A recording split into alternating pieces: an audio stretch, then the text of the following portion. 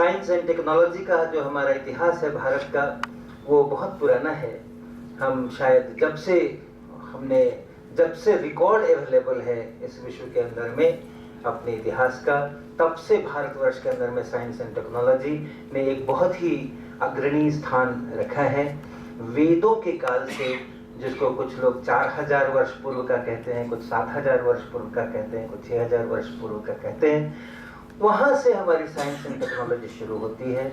हम कथाओं में नहीं जाएंगे कि किसने कैसा धनुष चलाया और किसने किसका सिर काटा और फिर हाथी का सिर लगा दिया, इन कथाओं में हम नहीं जाएंगे। लेकिन जो हार्ड फैक्ट्स हैं, जो सत्य हैं, शाश्वत सत्य हैं, उनको हम भुला नहीं सकते, उन्हें हमें देखना होगा। जब हम एक पवित्र संख्या 108 की बात करते हैं तो हमें वो वेदों की बातें समझ में आती हैं, वो हमें उनकी जो प्रार्थनाएं हैं, उनकी जो ऋचाएं हैं, वो समझ में आती हैं। लेकिन साथ में जब हम ये पाते हैं कि जो सूरज से धरती की दूरी है, जो धरती का व्यास है, उसका अनुपात भी 108 है, और ऐसा 1-2 जगह नहीं, सैकड़ों जगह है। जो भी संख्याएं ऋग्वेद के अंदर में, अन्य वेदों के अंदर में हमें पूजा के लिए या प्रार्थना के लिए मिलती हैं, हर एक का एक बहुत ही जबरदस्त एस्ट्रोनॉमिकल सिग्निफिकेंस है। एक अपने अमेरिका की यूनिवर्सिटी के प्रोफेसर हैं सुभाष काक, उन्होंने इस पर पूरी पुस्तक लिखी है, astronomical significances of numbers in Rigveda. वो किताब मेरे पास में है, मैंने उनको पढ़ा है। तो ये मात्र संयोग या ऐसे कुछ नहीं हो सकते। तो अपने यहाँ ये एस्ट्रोफिजिक्स, ये एस्ट्रोनॉमी, ये चांद सितारों का सारा चलना, ये सब 6-7 हजार साल पहले से इसका अध्ययन जारी है, और इस स्तर पर अध्ययन जारी है कि जिसको हम लोग आज काफी उन्नत विज्ञान के द्वारा पकड़ सकते हैं। जो वैशेषिका नाम का एक ग्रंथ है अपने समाज के अंदर में, करीबन 2500 साल 3000 साल पहले ऋषि कणाद के द्वारा स्थापित किया गया कहते हैं उसको। कहीं उसके अंदर में कोई ईश्वर की प्रार्थना भी नहीं है, उसके अंदर में कोई श्लोक भी नहीं है। वो शुद्ध मटेरियल साइंस है, वो शुद्ध मटेरियल साइंस है, केमिस्ट्री है, वो फिजिक्स है। वो किस प्रकार से चीजें बनती हैं, कौन से उसके मूल तत्व होते हैं, जिसको आज हम लार्ज हेड्रॉन कोलाइडर में, जो हमारा स्विट्जरलैंड में एक्सपेरिमेंट हो रहा है, कि पदार्थ जो बना है वो उसके मूल कण कौन से हैं। तो उस फिलॉसफी की, उस खोज की शुरुआत अगर हमको कहीं ढूंढनी हो तो हमें ऋषि कणाद के उस वैशेषिका फिलॉसफी को पढ़ना चाहिए, जिसके अंदर उन्होंने बड़ी सिस्टमेटिकली ये स्थापित करने की कोशिश की है। सही गलत की बात नहीं करूंगा, लेकिन एक रिसर्च का कल्चर उसमें से देखने को मिलता है, और शायद इसीलिए उनको ऋषि भी कहते थे। तो किस प्रकार से वो संसार का उसका सारा बनना है, उसके मूल कण कौन से हैं, किसमें से क्या मिल करके क्या बनना है, इतना लॉजिकल वो सारा फ्रेमवर्क है उस वैशेषिका का। करीबन 2500-3000 साल पहले का वो कालखंड है।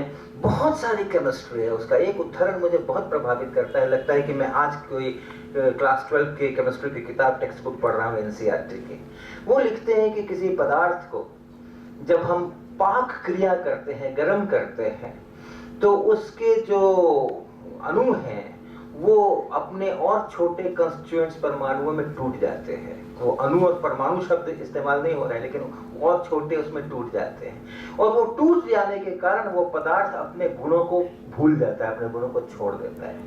और फिर उसके आगे लिखता है, उसके बाद वही परमाणु एक दूसरे प्रकार से संयोग करके दूसरा पदार्थ बनाते हैं, और वो उस नए पदार्थ के सारे गुणधर्म वो अपना लेता है। हमारे अरुण जी बैठे हुए हैं केमिस्ट्री के शिक्षक यहाँ पे, वो सर्टिफाई करेंगे कि आज की जो हमारी केमिस्ट्री की थ्योरी है वो एग्जैक्टली यही है कि मॉलिक्यूल्स जो होते हैं, वो मॉलिक्यूल्स जब इकट्ठा होकर के एक सॉलिड बनाते हैं, एक पदार्थ बनाते हैं, तो उनकी एक प्रॉपर्टी होती है, फिजिकल केमिकल प्रॉपर्टीज होती हैं। वही एटम्स, उसी मॉलिक्यूल्स के वही एटम्स अगर तोड़ दिए जाएं और उसके बाद उनको रिकन्फिगर किया जाए और दूसरी तरह से उन एटम्स को जोड़ा जाए, तो एक दूसरे मॉलिक्यूल्स बनते हैं, दूसरे पदार्थ के मॉलिक्यूल्स बनते हैं, जिसकी प्रॉपर्टी जिससे बिल्कुल अलग होती है। तो अपने यहाँ, और साइंस ही नहीं, टेक्नोलॉजी, उसका जो एप्लीकेशन है टेक्नोलॉजी में, वो भी अपने यहाँ बहुत पुराना है। जिसको 2000 साल पुराने जो किताबें हैं जो व्यापार से संबंधित किताबें हैं। हमारे माननीय मंत्री जी इकोनॉमिक्स के प्रोफेसर भी, इकोनॉमिक्स का बैकग्राउंड रहा है उनका मैनेजमेंट में जाने के पहले। तो जो व्यापार की जो पुस्तकें मिलती हैं अनेक भाषाओं के अंदर में, लगभग इस क्रिश्चियन एरा के शुरू होने के पहले की वो किताबें हैं, वो पेरीप्लस के नाम से प्रसिद्ध हैं। उन किताबों में भारतवर्ष से किन चीजों का निर्यात होता था दूसरे देशों के अंदर समुद्र के मार्ग से, उसका सारा वर्णन है। और उन जिन चीजों का वो निर्यात होता था वो सीधा पेड़ों से उत्पन्न होने वाली या खदानों से प्राप्त करने वाली चीजें नहीं थी।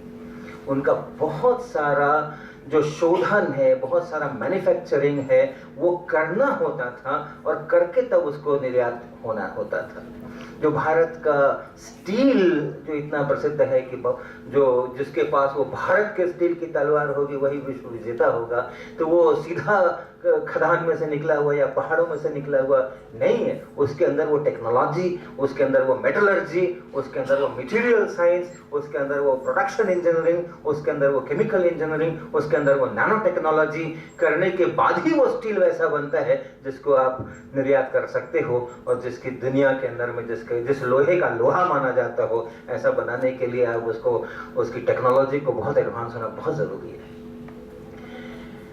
लेकिन कालांतर में बहुत सारे का जो भी उसके कारण रहे हों, चाहे वो विदेशी आक्रमण रहे हों, चाहे हमारी आंतरिक समस्याएं रही हों, चाहे हमने विज्ञान के ऊपर ध्यान नहीं दे करके और सामाजिक बुराइयों में हम लिप्त हो गए हों, जो भी उसके कारण रहे हों, 1000 साल के करीब का ऐसा कालखंड गुजरा जिसमें हमारा साइंस, हमारी टेक्नोलॉजी बहुत पीछे चली गई, बहुत पीछे चली गई, और उससे हम वापस उबरने की अब कोशिश कर रहे हैं।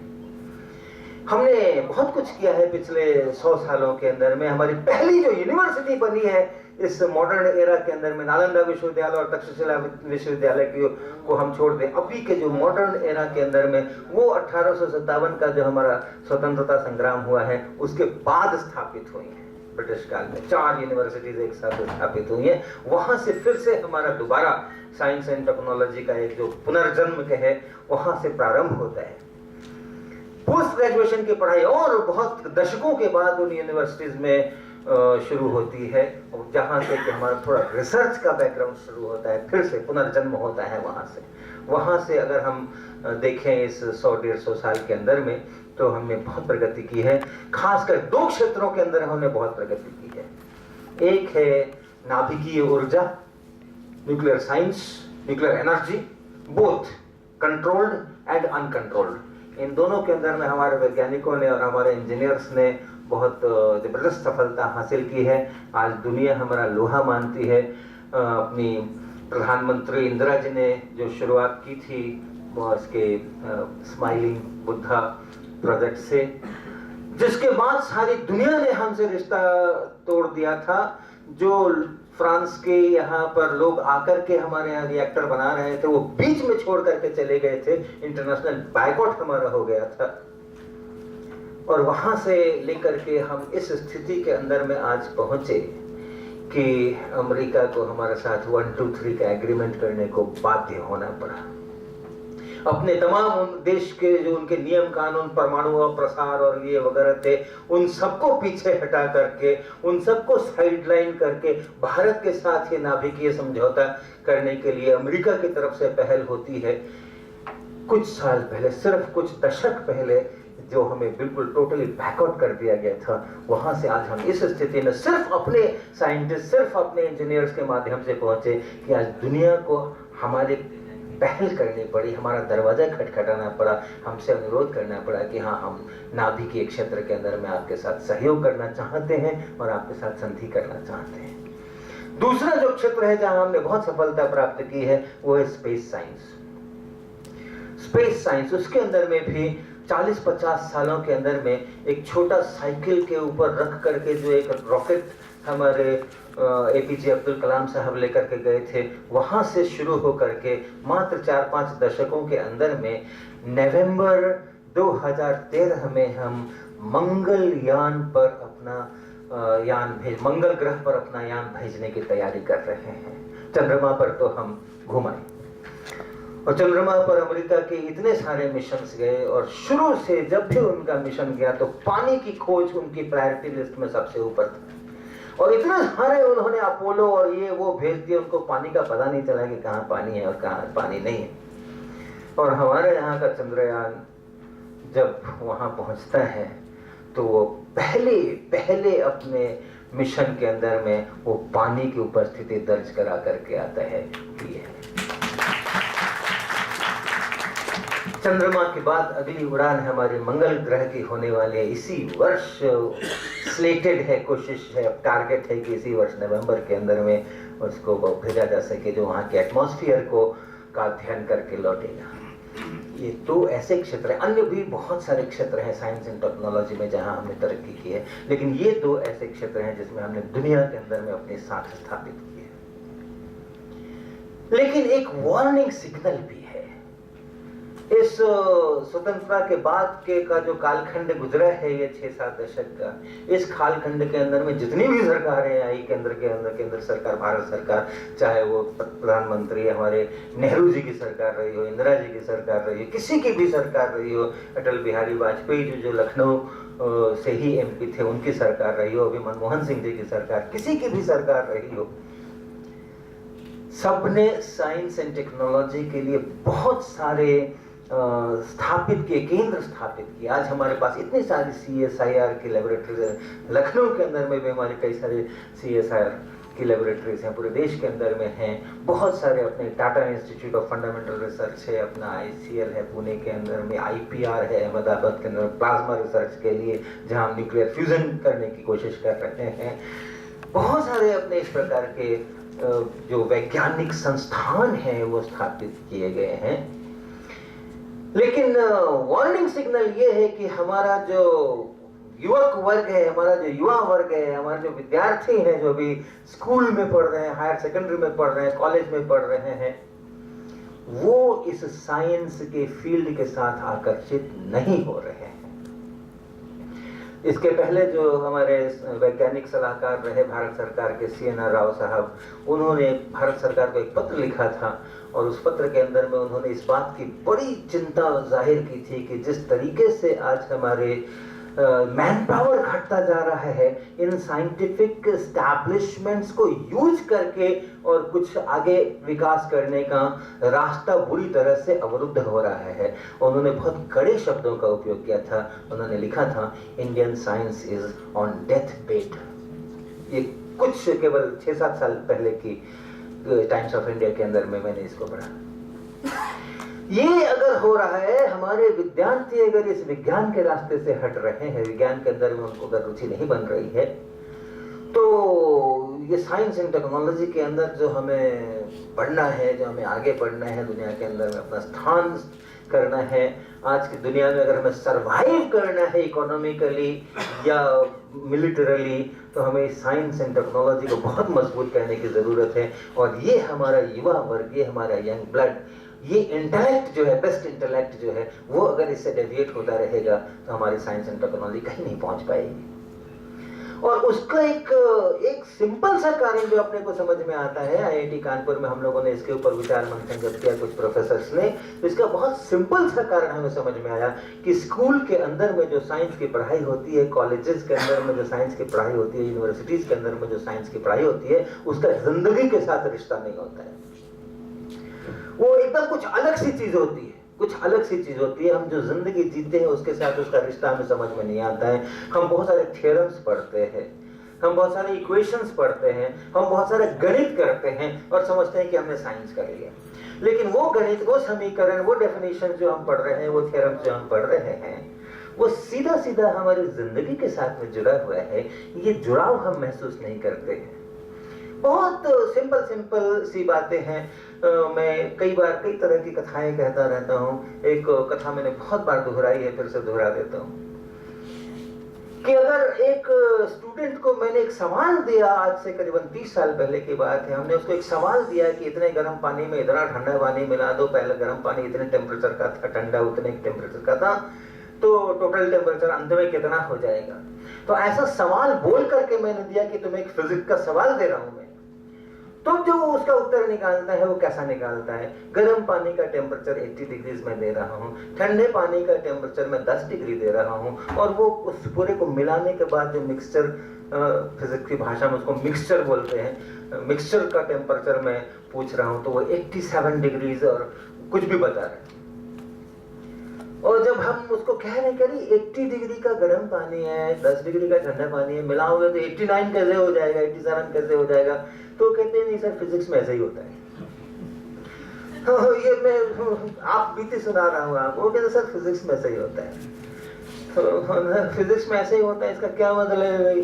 तो बोला उसमें तो वो फॉर्मूला है m1s1 t1 - t बराबर m2s2 t2 - t2, उसमें से जो निकल जाए वही फिजिक्स है।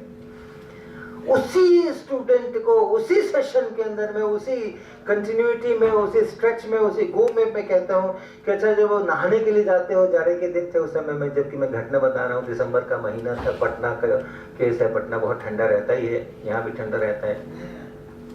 उसी को जब मैं कहता हूँ कि तुम नहाने के लिए कैसे जाते हो, बाथरूम में कैसे पानी तैयार करते हो, पानी खौलाते हो, तो खौलाते तो नहीं हो, ऐसे ही गर्म करते हो, थोड़ा गर्म करते हो, खोलने से पहले ही उसको उतार लेते हो, कोई चाय तो बनाने नहीं है कि उसको खौलाया जाए, तो कुछ 80-85 का टेम्परेचर वहाँ रहता होगा।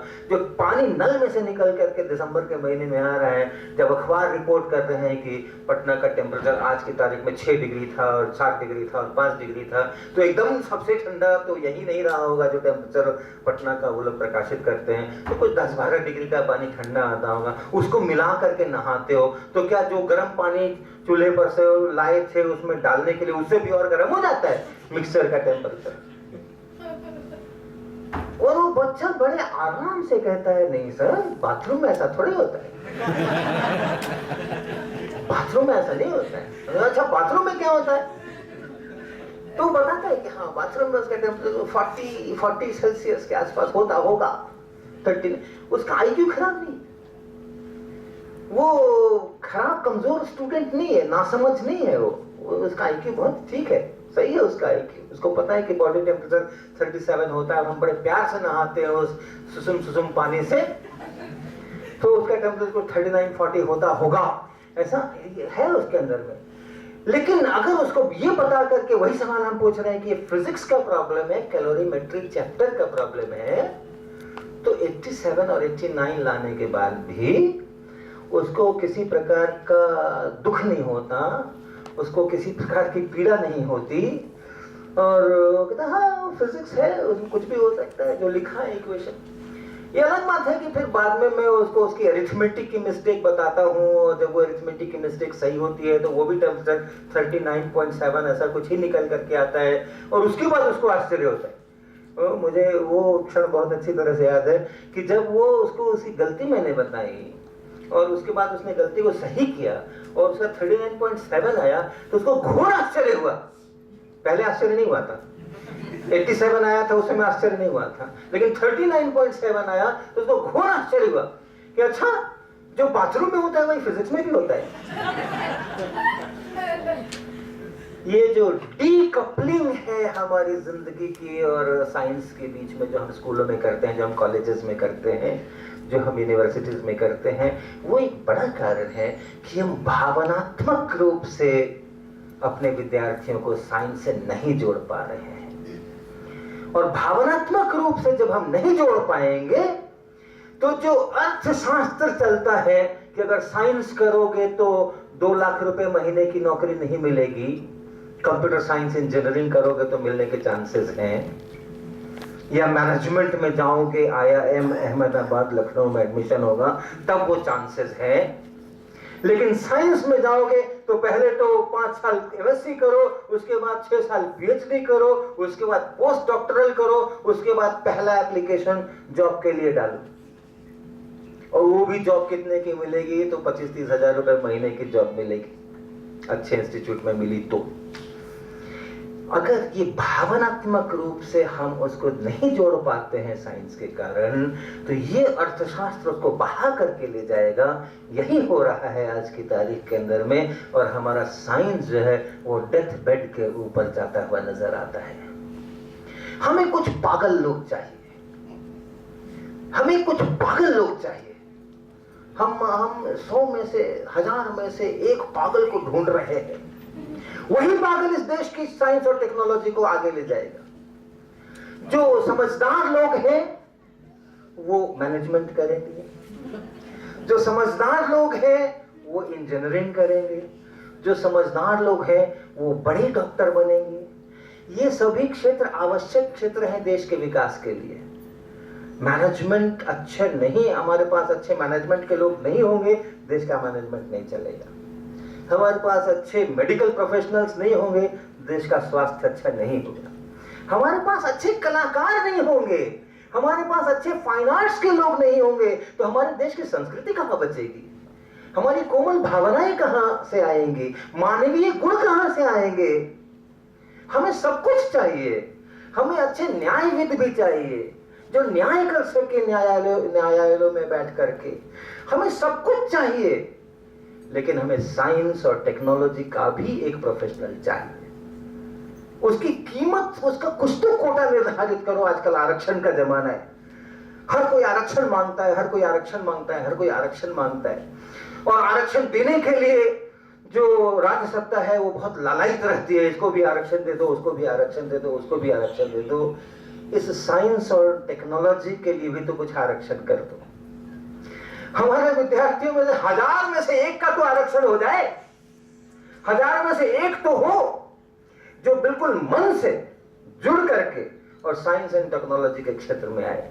लेकिन वो जो 1000 में से एक आने वाला होगा वो धारा के विपरीत जाने वाला होगा, और धारा के विपरीत जाना सामान्य लोगों का काम नहीं है। उसके लिए बहुत पागलपन चाहिए, उसके लिए बहुत कठोर हृदय होना चाहिए, बहुत साहसी, कठोर शब्द शायद ठीक नहीं, बहुत साहसी हृदय होना चाहिए जो धारा के विपरीत जाकर के अपने को स्थापित कर सके। हमें इस प्रकार के नासमझ पागल लोगों की जरूरत है। परिवार कहेगा क्या कर रहे हो, समाज कहेगा क्या कर रहे हो, आप उसके शिक्षक कहेंगे क्या कर रहे हो, सारे वेलविशर कहेंगे क्या कर रहे हो, जिंदगी बर्बाद कर रहे हो। लेकिन उसके विपरीत जाकर के भी कोई तो होना चाहिए, कोई तो होना चाहिए, कहीं तो होना चाहिए। नहीं तो क्या होगा हमारे देश के साइंस का, और क्या होगा हमारे देश का टेक्नोलॉजी का। और आज का जो क्रूर विश्व का परिदृश्य है, राष्ट्राध्यक्ष चाहे जितनी अच्छी अच्छी बातों के ऊपर दस्तखत कर ट्रीटीज बनाते रहे, संधि पत्र पर समझौते करते रहे, लेकिन व्यवहार के अंदर में आज का विश्व कितना क्रूर है आप जानते हैं। कहां किस, जिसके पास ताकत है, जिसके हाथों के अंदर में ताकत है, वो चाहे जहां बम फोड़ दे, चाहे जिस देश को नस्तनाबूद कर दे, किसी भी बहाने से नस्तनाबूद कर दे, सारे जितने उनके अंतरराष्ट्रीय संस्थाएं हैं, कोई उसके ऊपर कुछ नहीं कर सकती हैं, वो चलता रहता है। इस क्रूर परिदृश्य के अंदर में हमारा अपना साइंस, हमारी अपनी टेक्नोलॉजी अगर मजबूत नहीं होगी तो हमारा अस्तित्व कहां रहेगा इसके अंदर में। इसलिए हम लोगों ने IIT कानपुर में जो कुछ प्रोफेसर्स ने इसके ऊपर विचार मंथन किया, Indian association of physics teachers, हमारे पास एक प्लेटफॉर्म मिला हमें, हमने अपनी तरफ से अपना प्लेटफॉर्म बनाया जिसको हम उत्साही फिजिक्स टीचर्स कहते हैं। हम सब ने मिलकर के इस अपने जो शिक्षण संस्थान में जहाँ साइंस की पढ़ाई होती है वहाँ पर जिंदगी के साथ ये साइंस जुड़े। विद्यार्थी जब साइंस पढ़े तो उसको पता है, उसको लगे कि हाँ मैं अपनी जिंदगी को पढ़ रहा हूँ, और शायद उसमें से जो इसके लिए बना है, जो इसके लिए बना है वो भटके नहीं, वो साइंस के रास्ते पर ही चले, चाहे जितनी कठिनाई आए। और इसलिए हमने हर एक स्लोगन दिया है, पहले दिखाओ तब सिखाओ। हम सीधे समीकरणों में नहीं जाएंगे, हम सीधे गणित के अंदर में नहीं जाएंगे, हम सीधे डेफिनेशंस से फिजिक्स की शुरुआत नहीं करेंगे, हम कुछ दिखाएंगे।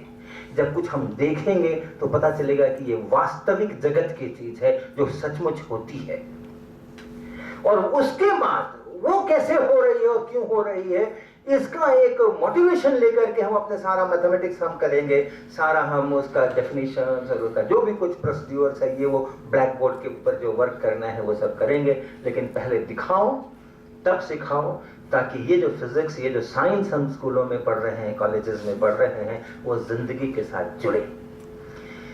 ये लेकर के Indian association of physics teachers, जिसके करीब 5000 से अधिक लाइफ मेंबर्स हैं, 28 साल पुरानी संस्था है ये, उन्होंने एक अन्वेषिका नाम का प्रोजेक्ट प्रारंभ किया करीबन 10 साल पहले कानपुर के एक स्कूल के अंदर में, सरस्वती ज्ञान मंदिर कहते हैं, SGM IAPT अन्वेषिका, जहां पर हमने ऐसी एक लेबोरेटरी खड़ी की जिसके अंदर स्ट्रक्चर्ड एक्सपेरिमेंट्स नहीं होंगे, जिसमें कोई मैनुअल नहीं होगा कि कोई एक्सपेरिमेंट करना है तो पहले ये करो, उसके बाद वो करो, उसके बाद वो करो, उसके बाद वो करो, लेकिन बहुत सारा वहां पर सामान पड़ा होगा उल्टा सीधा, और जिस विद्यार्थी को जिस टॉपिक पर जो आइडिया है उसको वहां पर वो ट्राई आउट करे, वहां पर उसके एक्सपेरिमेंट्स करें।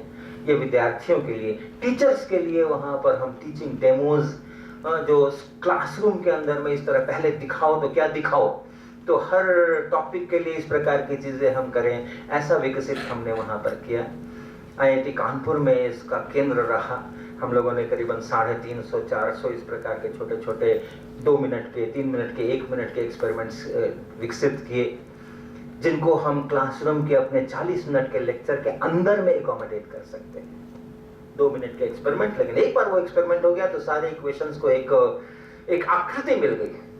वो जो सब कुछ निराकार ब्रह्म की तरह विज्ञान चल रहा था, उसको एक आकृति मिल गई, एक ठोस उसको स्वरूप मिल गया कि अच्छा इस इक्वेशन इसलिए है, ये इसलिए है, ये स्टेप इसलिए है, इसलिए वो बैलून ऐसा घूमा था, ये इक्वेशन इसके लिए है। ऐसा करके हमने 350-400 एक्सपेरिमेंट्स डेवलप किए। और फिर जब ये प्रोजेक्ट कुछ सक्सेसफुल हो गया, हमने जिन टीचर्स को इसके ऊपर ट्रेन अप किया, जिन शिक्षकों ने अपने स्कूलों के अंदर में इसका उपयोग किया, उन स्कूलों में जब साइंस के प्रति लोगों का आकर्षण बढ़ता हुआ दिखा, साइंस के प्रति अंडरस्टैंडिंग अच्छी दिखी, तब फिर इसका विस्तार किया गया और भारत के अन्य केंद्रों पर भी इस प्रकार की अन्वेषिकाएं स्थापित हो जगह जगह पे, जहां इस तरह के अनस्ट्रक्चर्ड छोटे मोटे एक्सपेरिमेंट्स जो कि हमारे दैनिक जीवन वाली चीजों से बने हो, एक कल्पना होती है कि लेबोरेटरी का मतलब बहुत सारे बटन होंगे, बहुत सारे लाल पीले नीली बत्तियां जल रही होंगी। फिल्मों वगैरह में कहीं पर आप अगर कोई साइंस लेबोरेटरी देखते होंगे तो एक बड़ा सा स्वरूप उसका दिखता होगा, वो भी बिल्कुल एलियन है, वो दूसरे विश्व की चीज है, लगती है कि पता नहीं क्या है ये। ऐसा नहीं, मेरा क्लास टीचर आज जाता है अपने क्लास के अंदर में तो शायद एक ये पानी पीने की बोतल जो है वो लेकर के जाता है। हमारा शिक्षक अगर जाता है क्लासरूम के अंदर में तो एक बांसुरी लेकर के जाता है। हमारा शिक्षक आज क्लासरूम में जाता है तो एक बैलून लेके जाता है, गेंद लेके जाता है। जिन चीजों के साथ हम रोज खेलते हैं, जिन चीजों के साथ हम रोज हमारा पाला पड़ता है, उन चीजों को लेकर वहां से फिजिक्स की जा रही है, वहां से फिजिक्स पढ़ा जा रहा है। तो इस प्रकार की चीजों को विकसित करना, अन्य शिक्षकों को इससे रूबरू कराना और वो अपने क्लासरूम में इस प्रकार की मेथोडोलॉजीज का उपयोग करें, इसको लेकर के ये अन्वेषिका प्रोजेक्ट हमारा चल रहा है। आज पिछले 2 वर्षों के अंदर हमने ये एक्सपेंशन का प्लान किया था। 2 वर्ष के पहले तक हमारा सिर्फ कानपुर में एक अन्वेषिका था। आज की तारीख में हमारे पास 17 केंद्रों के ऊपर देश के अंदर में अन्वेषिका है और लखनऊ की मित्रा IAPT अन्वेषिका उन्हीं में से एक है। अब ये जो 17 अन्वेषिकाएं हैं, इन सब का एक कोऑर्डिनेटर है, एक की पर्सन है जो अपने यहाँ सारी एक्टिविटीज अपने क्षेत्र के अंदर में उसको गाइड कर रहा है, टीचर्स ट्रेनिंग के कैंप्स लगा रहा है, नए मॉडल्स डेवलप कर रहा है, नई बातें डेवलप कर रहा है। ये सभी 17 लोग आपस में मिलकर के कोऑर्डिनेट करें तो साल में एक बार हम कोशिश करते हैं कि साल में एक बार ये सभी 17 लोग एक जगह पर आ जाएं और आकर के और अपने जो शेयरिंग करें, एक्सपीरियंसेस का शेयरिंग करें, एक दूसरे की इन्वेंटरी को बढ़ाएं, एक दूसरे को एजुकेट करें और मिला करके एक आंदोलन की तरह ये चीज़ आगे बढ़े। तो ये जो हमारी आज के पिछले आगे वाले 3 दिनों तक हम लोग साथ हैं, उसमें वो सभी हमारे अन्वेषिका के कोऑर्डिनेटर्स यहाँ हैं। हम अपने आगे के सेशंस में उनके साथ में खूब सारा इंटरेक्शन करेंगे। को किसने कहाँ पर क्या किया वो हमें मालूम पड़े, हमने जो कुछ किया वो उनको मालूम पड़े, और फिर अगले वर्ष के अंदर में सभी अन्वेषिकाएँ मिल करके कैसे इस मूवमेंट को आगे बढ़ाएं, ये सब हम करेंगे। और इस अन्वेषिका के अलावा जो हमारा और दूसरा एक प्रक्रम चलता है, उत्साही फिजिक्स टीचर्स जिसको हम कहते हैं, इनफॉर्मल ग्रुप हमारा उत्साही फिजिक्स टीचर्स का है। जो उत्साही है, फिजिक्स कम भी आता हो तो कोई बात नहीं, जो उत्साही है वो हमारे ग्रुप के अंदर में जुड़े और इस चीज को आगे बढ़ाए। तो ऐसा हमारा एक इनफॉर्मल सा ग्रुप है उत्साही फिजिक्स टीचर्स, उसके तहत हम लोग 2003 से ही काम कर रहे हैं और लोगों को इस प्रकार की चीज़ों के अंदर में इंक्लूड कर रहे हैं। अब तक उसमें से हमने 3 से 4 हजार शिक्षकों को ट्रेन अप किया है जो अपने अपने क्षेत्रों के अंदर में काम कर रहे हैं। उनमें से जो 10-12 सिरफिरे, नासमझ, धारा से विपरीत जाने वाले ऐसे जो एक 13-14 लोग निकल करके आए हैं, जो अब हमेशा चाहे वो ट्रेन में जा रहे होते हैं, चाहे वो बारात में जा रहे होते हैं, शादी में, वो एक झोला टांगे रहते हैं और झोले के अंदर उनके साइंस के एक्सपेरिमेंट्स भरे होते हैं। ऐसे जो 13-14 लोग इस पिछले 7-8 सालों के अंदर में, 10 सालों के अंदर में निकले हैं, जिनको हम सीनियर रिसोर्स पर्सन्स कहते हैं, अपने अपने क्षेत्र में बहुत काम कर रहे हैं। वो ऐसे उन लोगों का भी हम लोग साल के अंदर में एक बार मिल करके आपस में कोऑर्डिनेशन करके वो करते हैं। तो हम ऐसे जो हमारे कुछ सीनियर रिसोर्स को, उनमें से अधिकांश तो अन्वेषिका के कोऑर्डिनेटर ही हैं, तो ऐसे जो लोग हैं उन सबों को भी साथ मिला करके हम लोग उनके साथ भी विचार विमर्श करना, आगे की योजना बनाना। हमने एक वेबसाइट बनाई हुई है utsahiphysicsteachers.com, तो उस वेबसाइट के ऊपर इंफॉर्मेशन को अपडेट करना, ये सब काम करने के लिए हम लोग मिला करते हैं। ये जो हमारा अभी का कार्यक्रम है वो इसी दिशा में है। हमारे अन्वेषिका के कोऑर्डिनेटर्स यहाँ पे हैं, हमारे सीनियर रिसोर्स पर्सन जो हैं वो यहाँ पर हैं। अगले 3 दिनों तक हम यही करने वाले हैं, विचार मंथन। सुबह से लेकर के रात 10:30 बजे तक हमारे सेशन चलने वाले हैं, जो हमें उस पत्रक मित्रा जी ने भी दिया है कार्यक्रम का अगले 3 दिनों का। उसके अंदर में ऐसा ही है, सुबह 7:30 बजे से हमारा सेशन शुरू होगा और रात के 10:30 बजे तक हमारा सेशन चलेगा। लगभग लगातार है, खाने पीने के लिए थोड़ी बहुत छूट है उसके अंदर में, बाकी लगभग लगातार इस प्रकार का सेशंस है। ये करके हम यहाँ से बहुत सारी ऊर्जा लेकर के जाना चाहते हैं और अगले साल भर बहुत सारा काम करना चाहते हैं, ताकि इस भारत माँ की सेवा में हम अपने को समर्पित कर सकें। धन्यवाद।